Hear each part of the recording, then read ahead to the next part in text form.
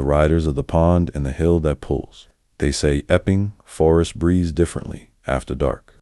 Like the trees know you're there, like the air thickens with things that should have been forgotten. Not far from Lindsey Street, tucked behind the hedgerows and tangled oaks, there's a pond that locals avoid after sunset. No signs, no trail markers, just a silent, still pool where horses won't go near, and the frogs stop croaking the moment you step close. The first story dates back to the 1700s.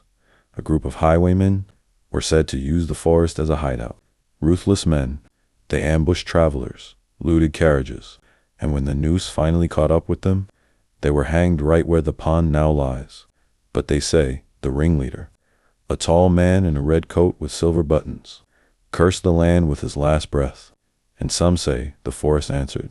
To this day, people have reported ghostly riders erupting from the pond in the dead of night, horses snorting steam, hooves pounding over water like it's solid ground, the riders' eyes hollow beneath tricorn hats. They vanish within seconds, but the ground stays wet, even when it hasn't rained. Then there's Hangman's Hill, a stretch of road near High Beach, where cars, when left in neutral, roll uphill. Scientists call it an optical illusion. Locals call it something else. According to legend, the hill is where condemned men were once hanged and buried in unmarked pits. One of them was wrongly accused, an innocent soul, dragged from his home and left swinging from an oak tree that no longer stands. His spirit, they say, never settled. He pulls at the world to be noticed, to be believed. When you park your car at the bottom and take your foot off the brake, you feel it.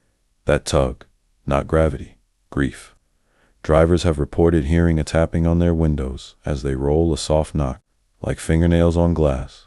One man swears his dashboard flickered and showed a temperature drop of 10 degrees in 2 seconds.